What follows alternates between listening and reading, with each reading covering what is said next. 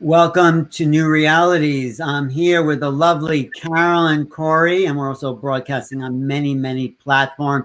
And she has just created, I think, one of the most important films of the century, 21st century, because it is about human potential. It's about a revolution. It's an incredible film. Thank you, Caroline, for being here, because you're showing us what's possible, and in a way, what's always been possible for who we are. Superhuman, the invisible made visible. So tell us about how you got the idea for that film, and we'll show a little trailer for it. But how did you get the idea? Hey, Alan, good to see you again. Yeah, so, this has been the story of my life. Since I was a kid, I would have experiences. I would look at someone and I would know what's wrong with them, what's going to happen to them. I would hear their thoughts. I would know about events before they happen. It's like the radio was playing in my head. The next day I would see it on the news, stuff like that. And so I didn't think it was anything special. I just kind of thought, okay, everybody does that. All kids do that. But it got me thinking, like, how is it possible that my brain would pick up this information? Like, right. And where is it picking it up from? So as I'm asking these questions, I got into the field of consciousness, because it is the consciousness that was doing that. It wasn't my brain. And so for 20 years, I, started working on consciousness studies, the mechanics of consciousness. How does it all work? How does it connect with reality? So I started teaching and lecturing forever, trying to validate those experiences, which I'm not the only one. I'm sure many people have them. So, but at one point it was like, wait, I started working with scientists, and we would do experiments where I would be tapping into wherever they were and try to influence an object or a device, and it would have a crazy effect. And then we would do it again and again. Then it was water. We worked with water. Then we worked with... So because we were getting real results, repeatable results and measurable results, I was like, this is real. I mean, we need to tell the world that the mind does have an effect. It's not this abstract concept out there. This is real stuff. And because not everybody wants to read a book, not everybody wants to go to a lecture, I said, I have to make a film. So that's how it all came about. Well, with that sort of introduction, let's just show the trailer, okay? Sounds good. Thank you. Because the energy is all around us, you can communicate with all types of different things. Well, what we do here is collect intelligence against foreign threats using a parapsychology discipline called remote viewing. We essentially want to invite you to become a psychic spy. We know our own CIA had been experimenting in psychic tests and abilities. The Israelis had an interest in it and may still. We know for a fact that the Russians were involved in this. We know for a fact that the Chinese were and are probably still involved. Something's happening that's bigger than us. Oh my gosh, this is blowing my mind. Like, this is insane. We are pieces of consciousness playing avatars in a virtual reality game called This Physical World. This is Captain Cory of the USS Red Recorder, leaving a message that may be detected in other universes. The rain was tapping, and the windows and the wind was banging. So we sort of come to this world, and I guess in our materialistic sense, we want to forget about vibrations. We just want to think of matter and stuff. That's a whole unit. That's a large effect. The fact that you can change the acid-alkaline balance in water implies that you could change it in the body. This is what this is about. Mind over matter.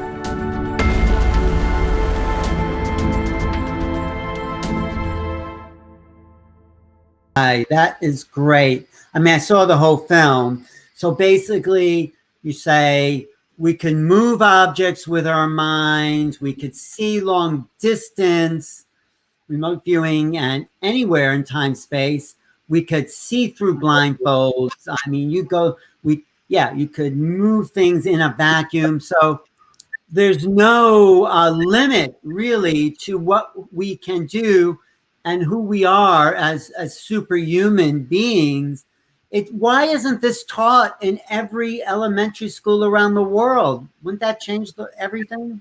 Yeah, you tell me, right? I mean, I think this would be a different world, really, if kids at a young age just start to understand the concept that they are more than their physical body, that they could do things with their minds. At least, for example, like you can start with simple things like when they have a tummy ache or a headache or whatever. I mean, what if instead of trying to say, well, what's wrong, honey? Here's, this, or go do this, or why don't we just simply suggest that, they could, in fact, I do that with some kids and it works. You just simply say, well, try to focus on your tummy and make it go away. And they think it's a game and it works. So if we grow up with this sort of understanding, we would be so much more empowered and self-reliant.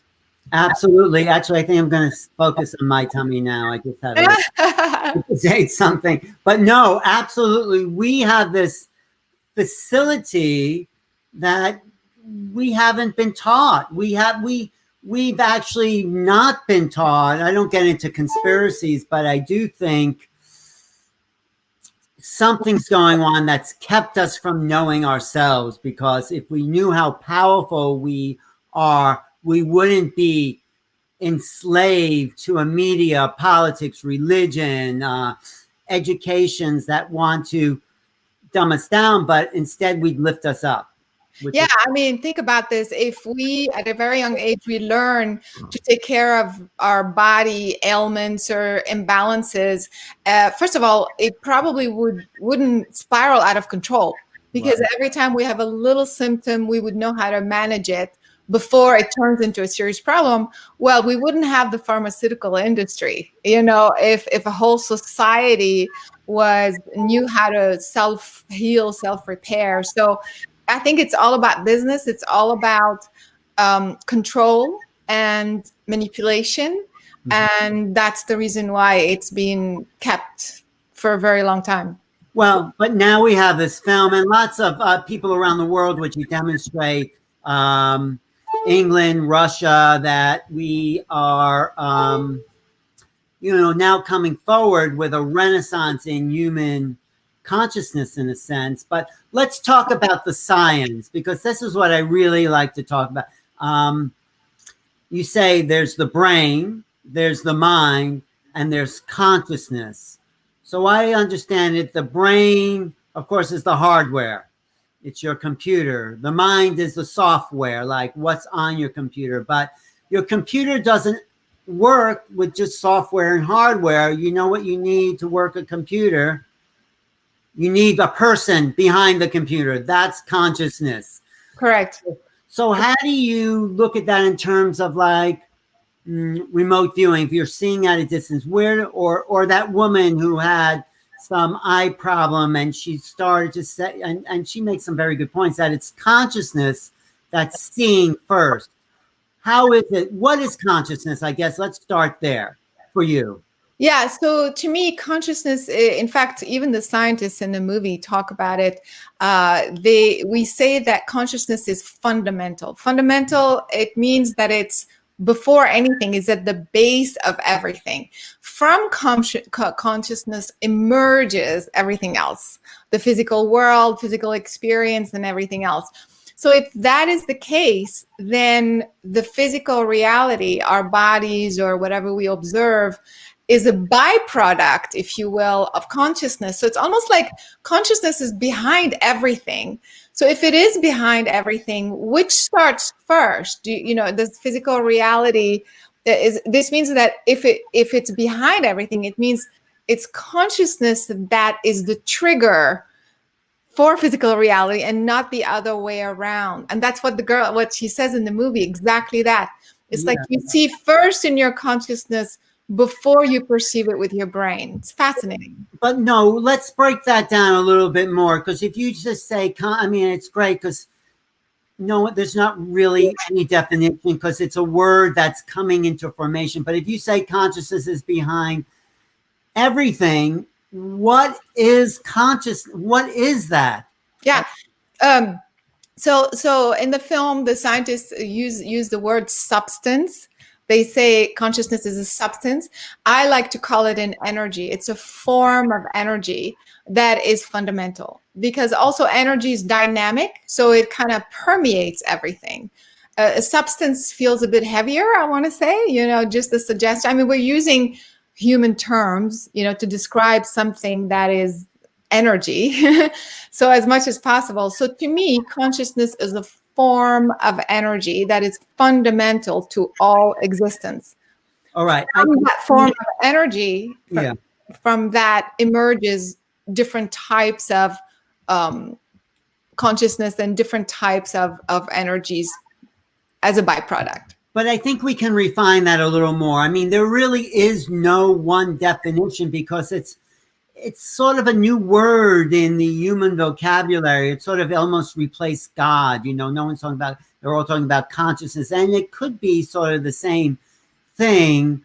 So if it's the substance behind everything, it also interacts with the human vehicle in a very unique way, but it's also beyond the embodiment too. But let's just talk about consciousness as it becomes embodied in the incarnational form. How would you look at it that way? So consciousness is unbound by physical matter. You start off as a unit of consciousness somewhere in the universe. In your case, maybe in the Pleiades. and then so you are pure energy, because consciousness is energy. And that pure energy decides to take on physical form. So a part of you, I don't think it's all of you, but a part of you decides to manifest itself in a human body. So that's the incarnation. But actually, it is consciousness that is manifesting within a body. It doesn't cease to be what it is, which is unbound. And it doesn't become severed from its original consciousness, from where it came from.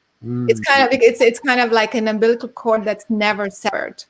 I mean, when you're talking, I get the image of like electricity. Electricity, you could say, is everywhere, but it comes through an individual light bulb, and it gives form to the light. It gives substance to the light. Without electricity, there's no light. There's the bulb. There's the empty shell. But the consciousness. So we're all consciousness. I'm just playing to kind of get an understanding, because it's so vague and it's hard to define because it's in a way undefinable. So if I'm consciousness, if we're all consciousness, that individuated consciousness comes in, animates the body, creates the mind through its social programs and its genetics, through the access of the brain. But what we are is beyond all that. I think I'm getting an idea of what you mean. So we're not the brain. We have a brain. We are the carriers. The being is the holder of this conscious field. So when you say first, when the woman in your film says, well, I'm seeing first with my consciousness, and then the brain kicks in. How does that work? Explain that. Yeah, because just imagine that this is your physical body, but your consciousness goes beyond it, past it. So whatever's past the physical body is tapping into everything. So you are retrieving information through your consciousness out there, and then it comes through the physical brain, and the physical brain goes, oh, I am tapping into information. Oh, I am seeing something that's whatever, an object. And so that's kind of how it works. And that's how remote viewing works. That's how intuition works, telepathic communication works, because your being that is unbound by the body is out there. It's already tapped into those. Already tapped in. And that's why sometimes you know something before it happens, because your consciousness out there already got the signal. Because we are out there. We are. Exactly. But the brain has to process what you just picked up. It has to understand what that signal was. And so you're out there, you're picking up information, and then you're like, wait, I think I saw something happen to my sister, whatever. Should I call her?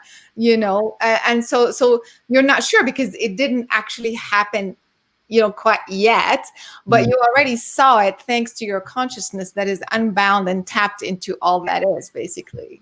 So everything is out. Time and space have yet to come into form, is what you're saying. Well, what happens is consciousness is not bound by the physical reality, means it's not bound by time or space. It's just everywhere. It's all at once. That's why it can get entangled with everything. So it's your physical body and your physical brain that is bound by physicality and time and space. So it's kind of like, if you will, so this part of you is 3D, three-dimensional, linear, and everything else of you that is still you is multi-layered, multi-dimensional, tapping into everything all at once. So you're both. What's that? What was the last thing? You're both. And so the idea is when you're focusing just on your physicality, you only experience that part of you and you think that's it.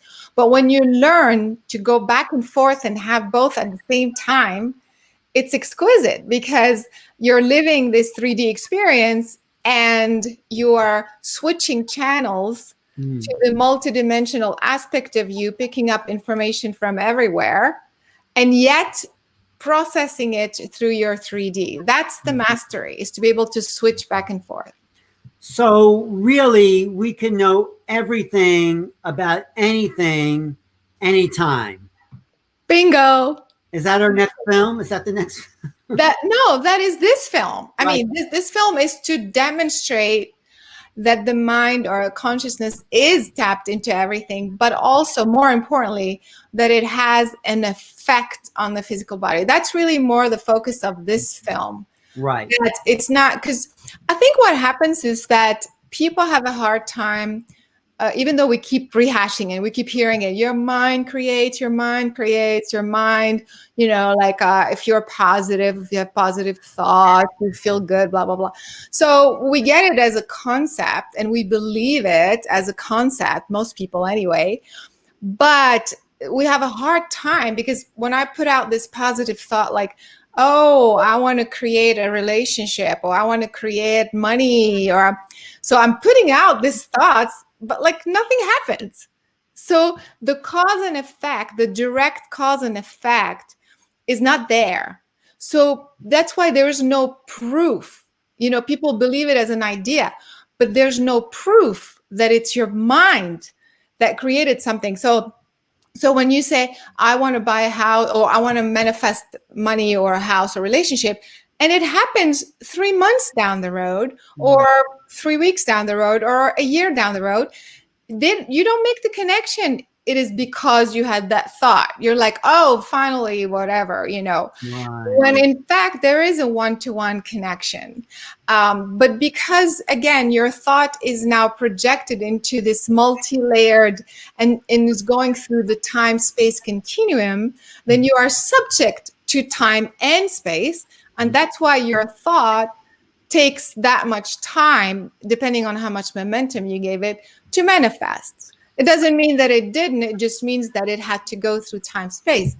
And so what this film does is demonstrate that you think, boom, here's the effect. You think, boom, here's the effect. Here's the measurement. Here's the measurement.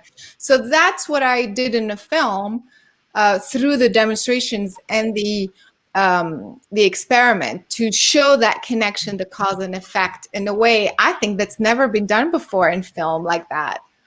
No, it's never has been done. This is a breakthrough film, and you not only convince people this is true, you show it. You make the visual statement that, look, these people can do it, and so can you watching. And you're starting a school about it. You go around and you teach this superhumanness. Right? Yeah, absolutely. Yeah. And that's what I wanted to do also. Like, because, you know, if I've been training myself and training some students and we can do it, I mean, what's the point? That's not the point. The point was to just invite random people and get them into try to learn something that they've never done before. And as you know, we've invited random folks and some recognizable names here and there. But in general, it's people from all over the world, any age, any culture, any society. And we get them the experiments with some folks. We teach them in 2 hours how to do telekinesis, in 2 hours how to do remote viewing, and they nail it on camera. I know, it's great. You know, I worked with Russell Targ, who started the remote viewing program at Stanford Research Institute. And you really, what the hardest part is recognizing the other part of your brain that actually knows everything. So we're always getting impressions, but because we haven't developed a lucid awareness of the subconscious, we don't realize that all of us are psychic, all of us are intuitive. So with Russell, the key to what Russell said to me, and I have this on video on my YouTube channel, is watch for the unexpected images that come, not the usual thing you're recycling in your mind, but the things that seem to come out of nowhere. Do you find that's like a key for you and the people you worked with?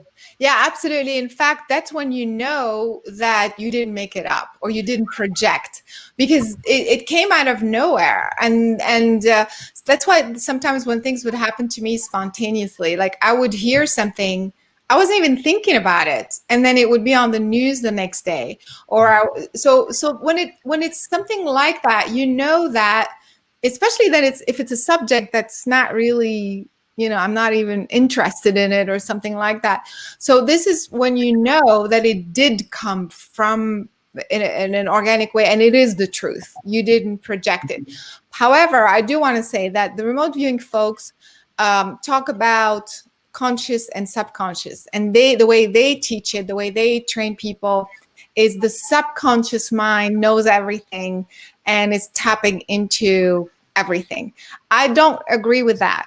I think the subconscious mind is the part of you that has subconscious beliefs. Right. Whereas the superconscious mind is the part of you that knows everything. And in fact, there's a bit of a conflict because the superconscious mind is the part of you that's out there tapped into everything, that's retrieving information, that knows it all, that is merged with all that is.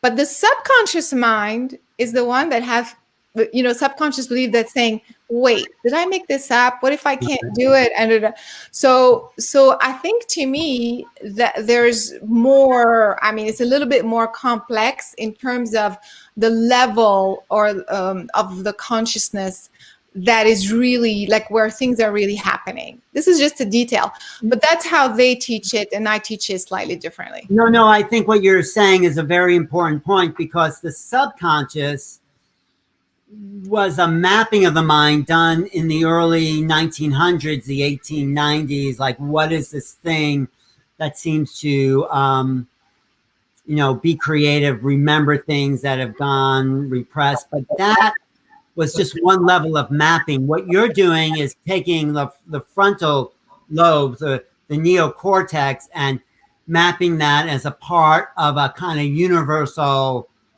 flow of energy that we're always available to. So it's like you are remapping the map of the mind, the structures of the mind. So I think super consciousness needs to come into our vocabulary, because you're right, it's different than subconscious, because we want to be super conscious beings. That's the purpose of the film. Yeah, we don't want to be in the subconscious. I mean, and also when you are doing this work, and when I'm training people, I notice that stuff comes up. So there are blocks, you know, like what if I'm not seeing anything, and I'm not seeing whatever, and I'm not doing it right. So if the subconscious mind, the subconscious beliefs are the blocks that are keeping you away, it's kind of doesn't make sense for the subconscious to also being the part of you that knows it all. It's like, you know, it's a kind of contradiction almost. Well, we're making a finer distinction. The whole culture, civilization is about distinctions. The developing of language is about distinctions. And what we're doing as we come into a new time of being the superhuman is making greater distinctions in the understanding of who we are.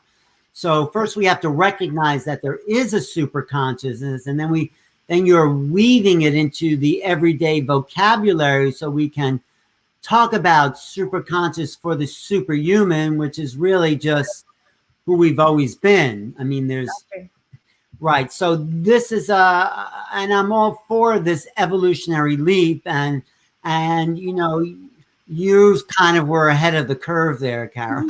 You know, it's funny, like, I don't think so. Like, I feel like this is so normal. You know, it's like, normal. It's so normal. Like, I feel like it's everybody has those experiences. They're not recognizing what they are for what they are. So sometimes they just dismiss it. No, it's a coincidence, whatever. Okay.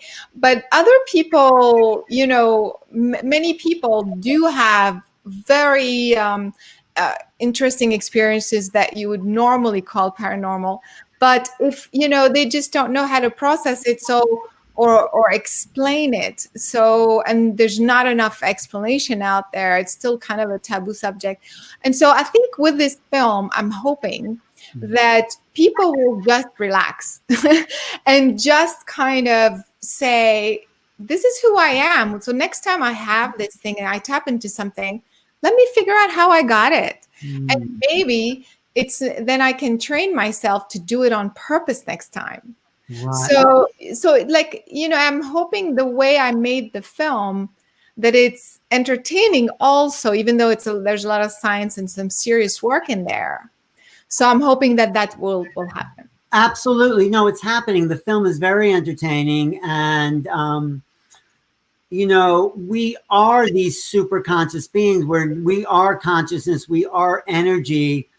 And the next level is to teach the outer body stuff, you know, and the astral projection, and to start to realize that we could train children immediately upon kindergarten to start to develop that higher vision. And it would, you're right, it would change the world, because like you say in your film, children are more open to this because they don't think they can't do it, right? Yeah, exactly. I mean, I think to me, so as you know, in the film, we demonstrate remote viewing, telekinesis, all kinds of changing the pH in water.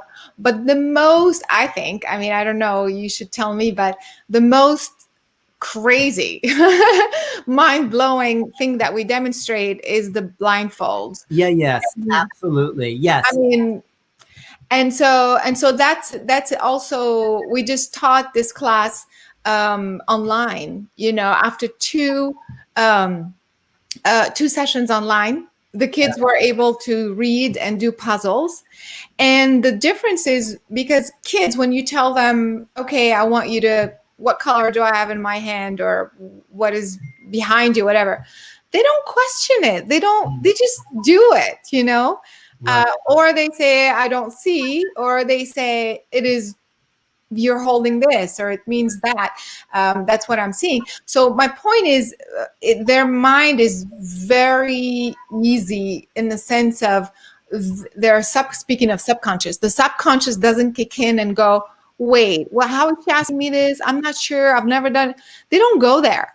Right. And because of this, they learn so quickly. Whereas teaching this to adults is like 3 times the time. Well, let's show that clip because that really demonstrates it with the kids reading through blindfolds. Don't you have that clip?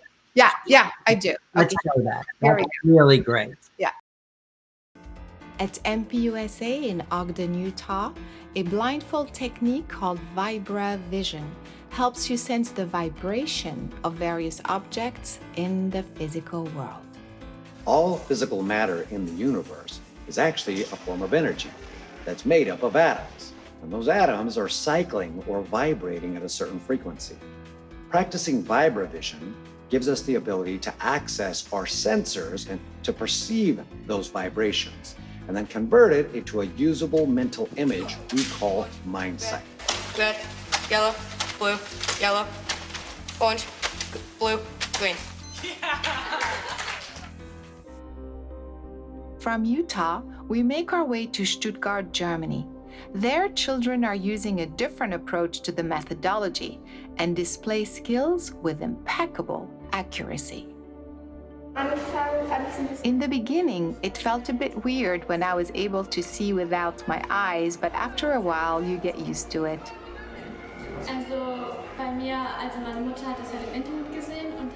I was rather skeptical in the beginning, but once I learned it myself, my reaction was, wow, this really works.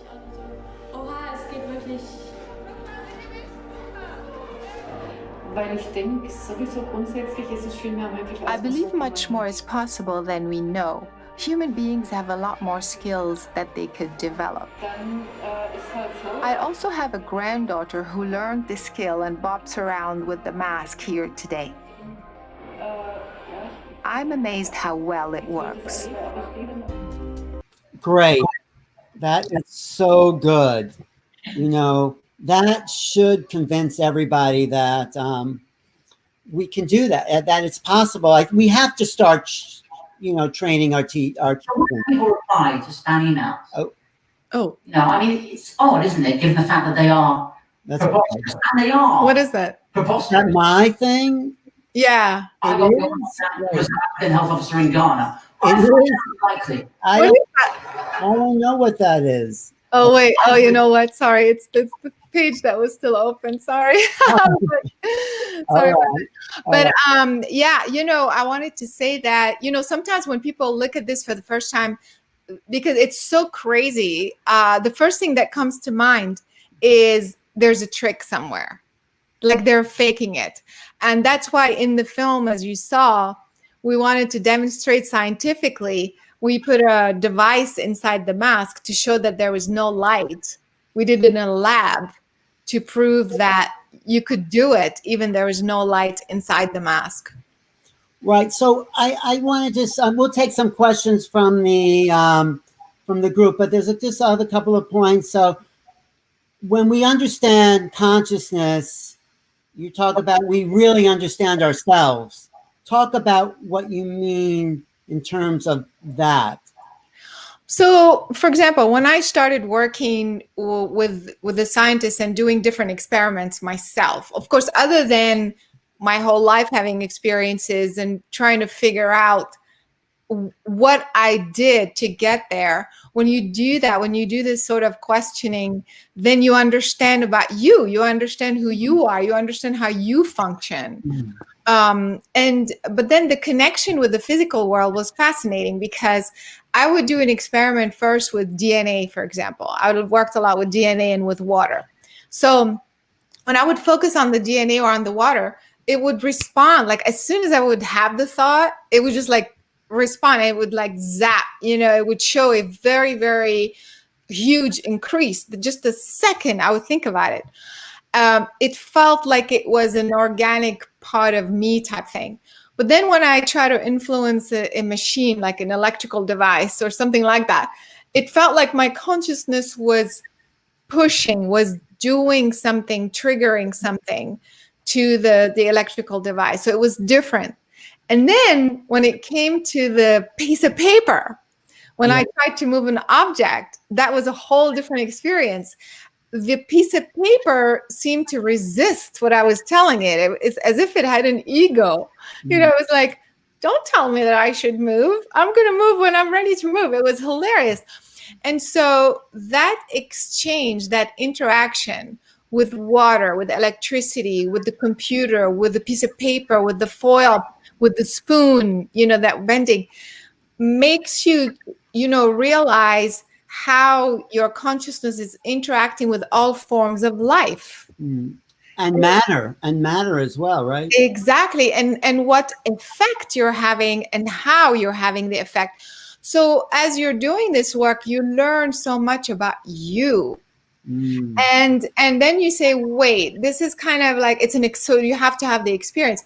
If this is what I did to get myself into that state to shift the pH in water, then I'm going to go back to that state and shift the pH in my stomach or in my body. Right. So you learn all these little things, these nuances that you can apply in your daily life. And that's how you grow.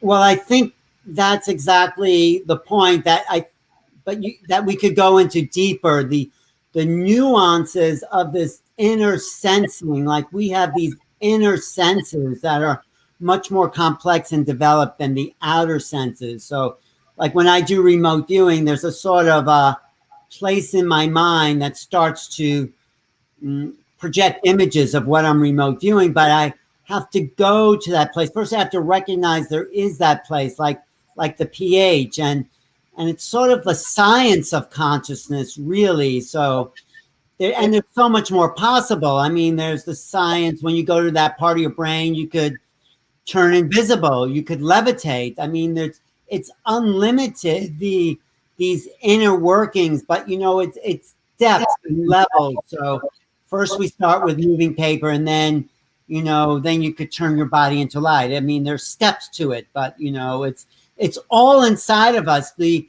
unlimited potential of our human capacity to interchange with consciousness.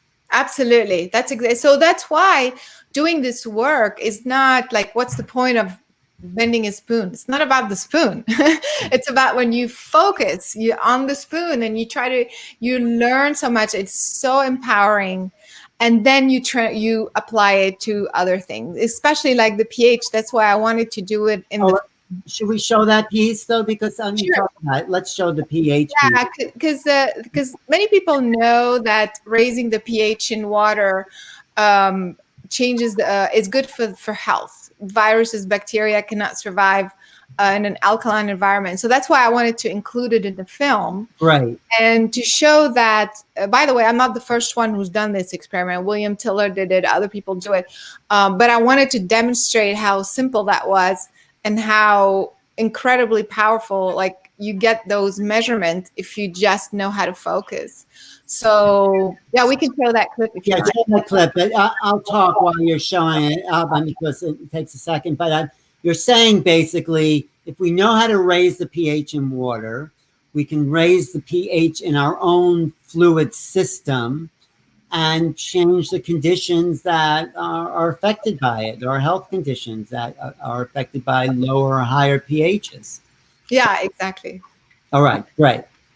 So we started at 757. 757. And I dropped it to 747. That's a whole unit. That's a large effect. The fact that you can change this particular parameter, the acid-alkaline balance in water, implies that you could change it in the body. The body has this amazing intelligence. It knows what it needs.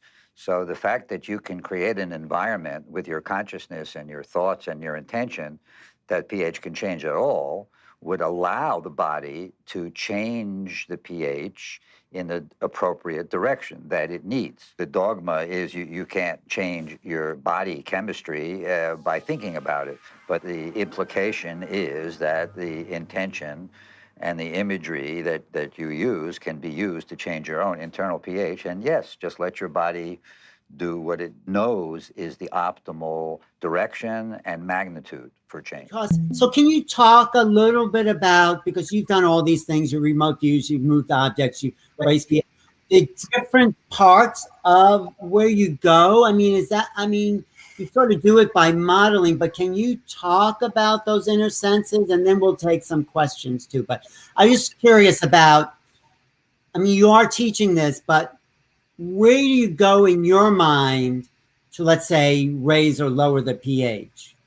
Yeah, so everybody has their own methodology, but for me, I noticed that it's at the center of the brain. Some people think it's the pineal gland, but the pineal gland is picking up visual optical information, but it's around that area. There's an area that is very concentrated.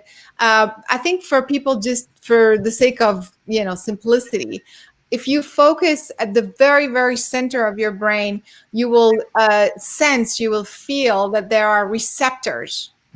So if you just focus your intention on that part of your brain and you feel a switch, you're going to feel a switch from having a linear experience to having this expanded experience. You know how when you have a meditation, you suddenly feel that you are everywhere at once. It's because of that. It's because you made that switch. And so to me, that's where I concentrate. But once you do this enough times, you don't have to even go there. You just know, your brain knows how to switch very quickly. Exactly. That's how I teach remote viewing. I say it's like a window opens up. And so you can learn to get there. But then once someone says, okay, what's this picture I have in this envelope? It immediately shows up as boom, right there on the screen. So it's a practice, but then it just becomes natural as, yeah, I know I could see into that person's body. I could, see, okay, what's your, person doing? What's your mother, father doing somewhere?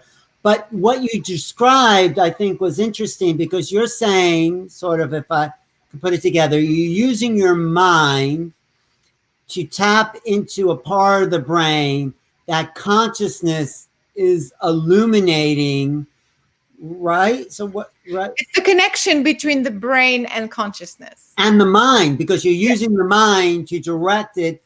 The mind is like the steering wheel. It's not the engine. Well, the mind is like the intention, but it's so your consciousness and your intention come together and connect with the receptors of the brain. It's like the brain has those little antennas. Right. So it's that connection that happens. And as soon as that connection happens, then you are all one, because your brain and your receptors and your consciousness become one. And then you can experience, even in a physical sense, all that is. You can be everywhere all at once. Right. So have you taken this to do out of body stuff? What's your experience in that? Yeah, I do. I mean, remote viewing, but I don't do out of body on purpose. I don't think we should leave the body. So the way I do out of body or astral travel, I project, as if I was stretching my consciousness. So I don't go out of the body and travel and come back in the body. I leave a part of my consciousness in the body and extend it and go wherever I want to go, so that over there and here are always kind of in communication. Right. And also I am bringing that travel experience into the body at once instead of after the fact. You know what I also think is so important? Like when you start to develop these facilities, something actually happens to the physical body. It becomes more light infused, because like the blindfolds where there's no light coming in, but you're generating light out.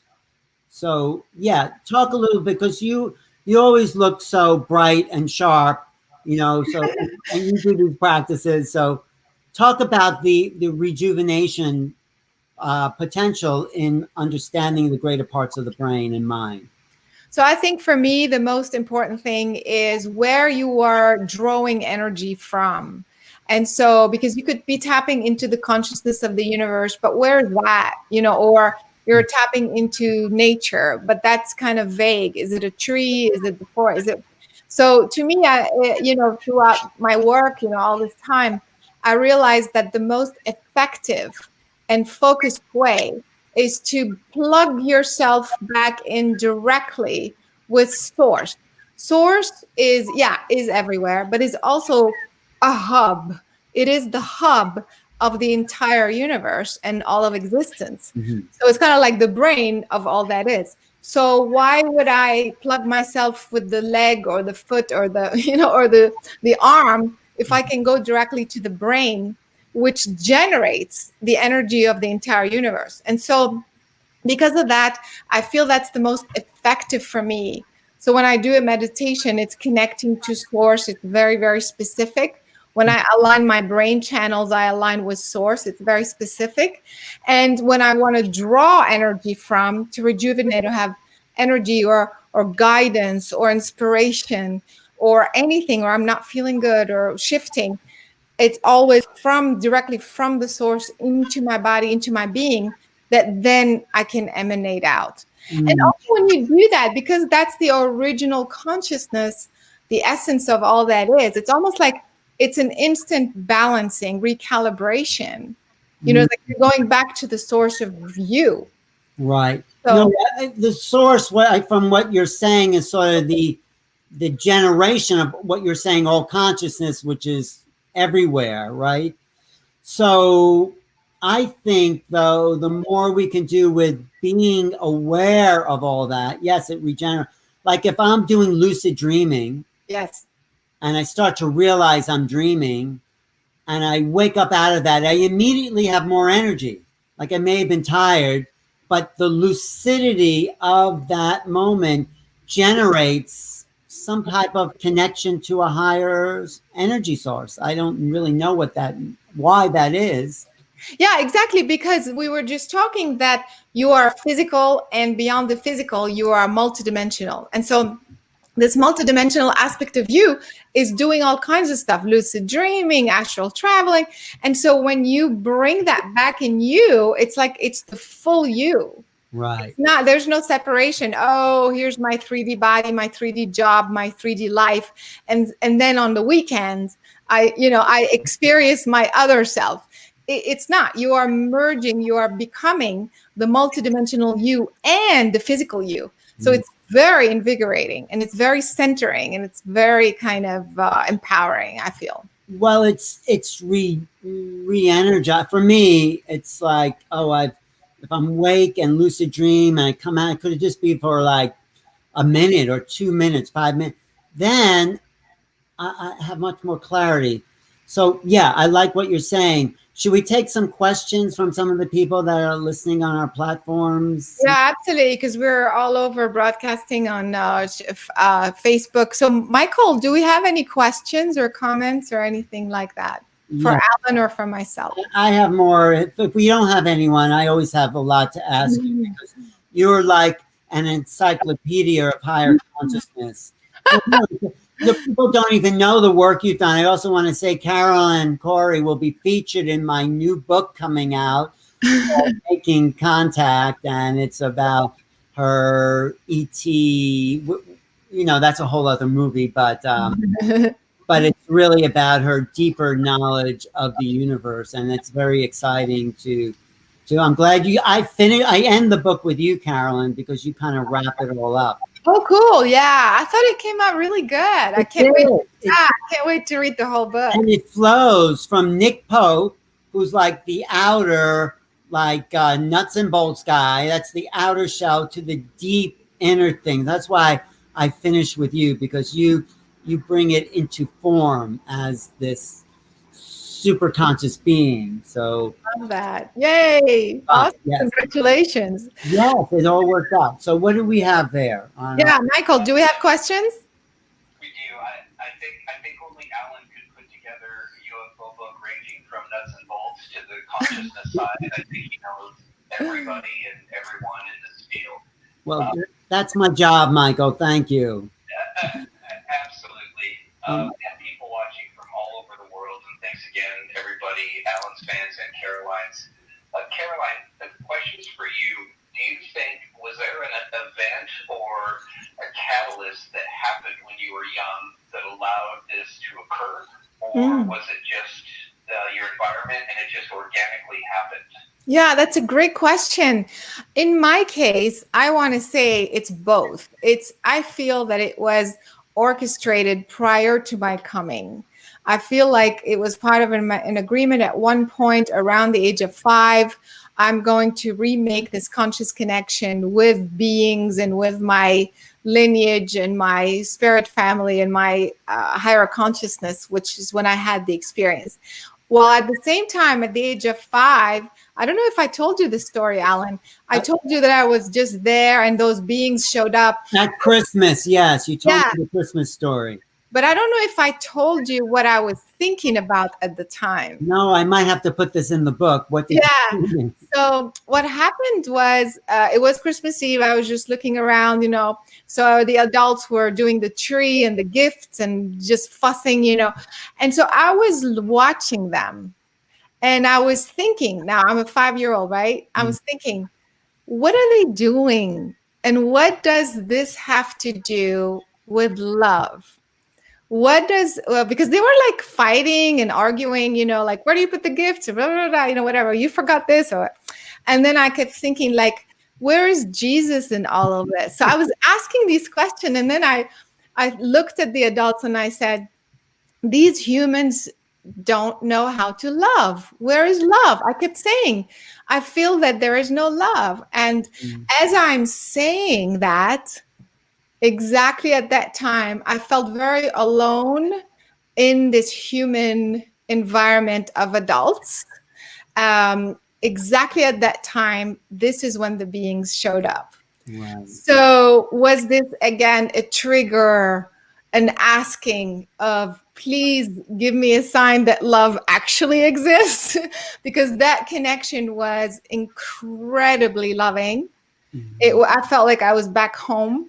The exchange was just so beautiful. I felt I was transported in this ball of unconditional love when I made that connection. So I feel like that was the trigger on a conscious level in human form, but I also think it was orchestrated from before. Does that make sense? It totally makes sense because I know your whole story there, but I'm going to actually maybe add that the being showed up for you when you said, where's love? Because that was a trigger. And so in a way, you haven't had like formal teachers, or have you, of this? Never. You taught yourself, right? I never had a guru or teacher. I never followed. Now, of course, I took a class here and there, you know, energy or something like that, but not that I've never followed any formal teachings. I've never been to India or anything like that. I never felt pulled. And I felt that the beings that showed up when I was 5, they were my lineage. I knew exactly, I was their counterpart in physical form. They were my counterpart in energy form and spirit form. And we were in constant communication. And I felt that's how I am to bring the knowledge and the teaching only through this lineage and directly through the source. I've felt that from the very beginning, and I never stopped. So not only did you not have human teachers, but these other beings were teaching you about the invisible, how to telepathically connect. And in a way, that's what you're now teaching all of us. You're teaching the world to trust that there is an invisible realm, that we are connected to higher consciousness, and that we can communicate on all levels of consciousness like that. We are consciousness. Exactly. And so they weren't just teachers, like some beings that showed up to teach me. That's slightly different than my lineage. It's like it was my stream of consciousness from the beginning of time, like beyond any physical form. And so it's as if they made the pathway to my original essence, mine and theirs. So we come as groups of consciousness together. And so they were basically just pouring, you know, on this side of the veil, the information that I was meant to have exactly at that time. And so at 5, it was the telepathic, you know, at the age of 10, there was something else and something else and something else. And the point is, everybody has that connection. It's not the same lineage, no, but it's their own lineage. But that connection is never severed. That interaction is never severed. This transfer of information and teaching and downloads is never severed. And right, and that lineage goes back to the beginning of time, where we all became the original spark of creation. And so in a way, you're the physical extension of that lineage. You're still out there, Caroline. You're still on those, in those other realms, but it's like the fingertips are touching matter, but it's an extension of the greater conscious body, let's say. Exactly. And everybody's the same. And so you can now begin to visualize that if I'm on this side of the veil in physical form, the rest of me is connected to my particular lineage. There are beings there that are pouring information, and that lineage connects me back to my star of origin, my galaxy of origin, or whatever, universe of origin. And that is part of what we call awakening. What are you awakening to? Yes, of course, you're awakening to you're more than your body. We get that. But what else? You're awakening to you're bigger than your human body, than your body. But you are also all of that lineage. And that lineage is information, frequency, teachings.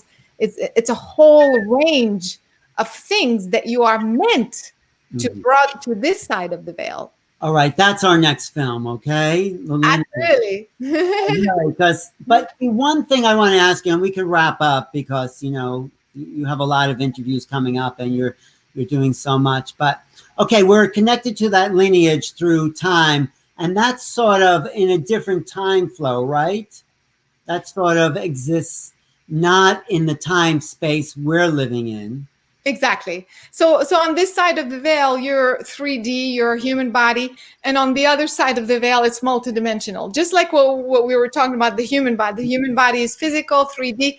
And beyond this part of you is multidimensional. So you're tapping into beings and consciousness and all types of energies non-linearly, multidimensionally. Right. So I just want to focus on one little point in that whole explanation is like, what is it that's moving through us as this ongoing flow of consciousness? We're in a flow of time and maybe space, but consciousness is feeding us in a sort of linear fashion in the physical. But that generating, it seems to me, generating newness. Terence McKenna called novelty each minute. So we're creating the universe in the sense that the flow of time space is coming through the mind, body, brain, vehicle, and we're manifesting it into the now moment as something unknown. Does that make sense? Yeah, it's almost like you are downloading, or you're bringing to this side of the veil all of that multidimensional experience. But as soon as you cross this veil, it as if on this side is unknown. So a part of you is playing the game, because if you know every single thing about every single thing that's going to happen, you cannot have a physical experience.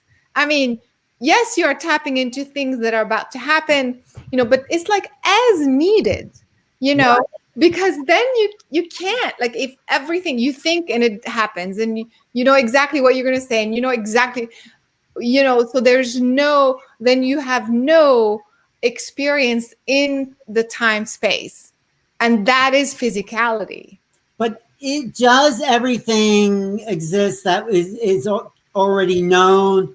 Or my hypothesis, I don't know if it's true, that there's newness, there's novelty, there's things that are fresh that have yet to be unfold. Yes, that's what I'm interested in. Yeah, sorry. Yeah, I guess I didn't get there yet. No. And so what happened once you are in physical form, you are also in what we call the world of probability. And so that world of probability is basically the unknown, and it's up to you. You are creating. It's like you're at the edge of, you know. The edge of the wave, and you're yes. And every time you make a step, you are creating the next, you know. Yes. So as you are thinking, as you are projecting your consciousness, you're saying, I want to create a movie. I want to create a relationship. I want to attract, buy a house, whatever. Every time you're doing that, you are changing the probabilities. Mm-hmm. And so depending on how accurate you are and focused you are, that probability and the outcome changes every single second. And not only that, we are adding to creation as creators, which is why we're embodied, or why we exist as consciousness anyway, because if we're just consciousness, like what's the point? Yeah, exactly. Right. But because we are in body in these limited forms, in a sense, bringing unlimitedness, we can add to creation. And what you say, add to the human, you say it in their film, add to the humanness, add to the, I took that note, contribute to the expansion of the human species. That's what you say. Yeah, because think about this. So every time I have a thought, I'm going to make a movie, I'm going to write a book, I want to create this. And then you're doing that, and he's doing that, and she's doing that. We're all collaborating on this potential in human form. So that's why people don't realize that a thought has a manifestation. The fact that you don't see it right away doesn't mean it's not there. In fact, that's what we demonstrate in the film. You know, when you think, boom, the thing moves, it happens. And so there is an actual effect. So start to think about what you're thinking, you know, because you are pouring information, not just for your probability, but also the probability of the entire collective. Right. But you're also showing we exist. We really are multidimensional because we're in the personality on one level, and yet we're accessing the greater mind. So we're in linear form, but we're also multi-layered and multidimensional. And that's our destiny, to realize the limit and the limitlessness of who we are. And then that's the change. That's the change in the ultimate aspect of creation. You see the sun coming through. Yeah, I was gonna say, yeah, you're creating the sun, the bright all around you. Creating the sun, and that's the multidimensional. That's the source of creation. It's a symbol of the source of creation. Anyway. Yeah, the spirit. Yeah. So no, thank you for your time and your explanation and your dedication to consciousness itself, to the understanding of who we really can be. So I want to tell people how to find this, or tell people how to find this film, how they can watch it, because it's almost 2 hours, but every second of it, the graphics are incredible, the editing and your writing and narration is great. So where can people find this? Yeah, the best way is for people to just go to the website, superhumanfilm.com. And also they can see, you know, all the platforms where it's showing, and we're going to keep adding more platforms. But that's the best way, superhumanfilm.com. And if they're interested in learning some of this, it's also on there as well. And once we get out of this isolation, you're going to be traveling and teaching courses to people, right? Yeah, so right now we're doing it online. Yeah. And then once we get out of isolation, we have a few lined up that are, you know, in person. But people can start right now. They can start right now. That's the idea of the film.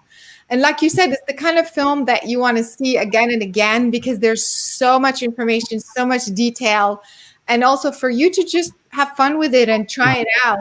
So yeah, I think it's very new, right? It's very different. Well, I think it's something that it's our time. You know, we're definitely moving into a new phase of who we are as human beings, and this is kind of leading the way.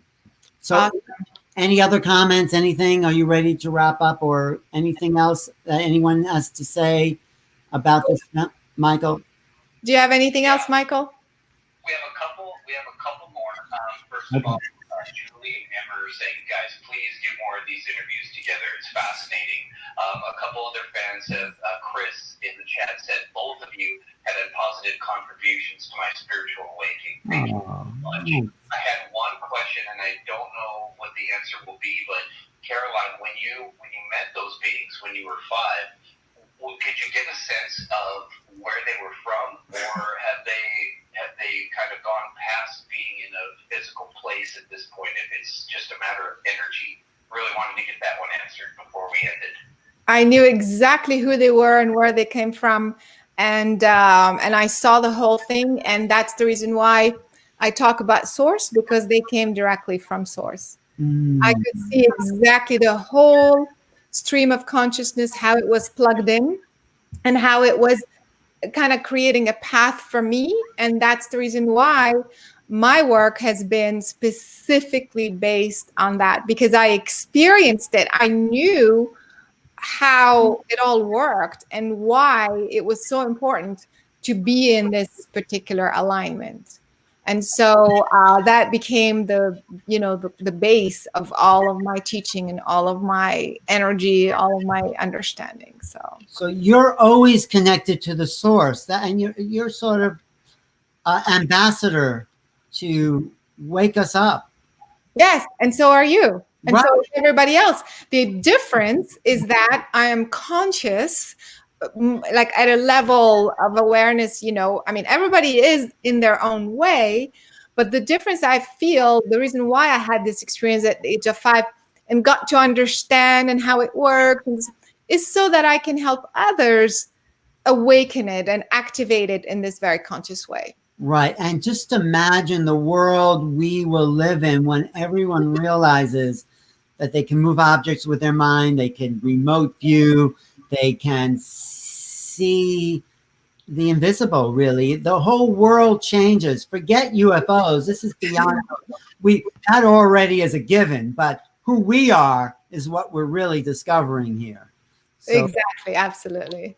Thank you for this time, because I know you're busy, and for the film. I'm thanking you on behalf of humanity. Okay. Thank you too. I love being on your show. I love having you because you're bringing through something that's always beyond like the personal. You're bringing through this something we all need to hear. So yes, thank you. I will do more. Okay, Caroline? Absolutely. Lots of love to you. Thanks so much for having me. Of course. Caroline Cory, Superhuman is the film, making the invisible visible. Definitely see it. Look it up, Superhuman, the movie, and just get it on your computer and watch it a few times. So, okay, we'll be in touch. Thank you. Thanks so much. Alan Steinfeld for New Realities. Go to my YouTube channel, youtube.com/New Realities. Subscribe and send some comments to us on this video. Thank you.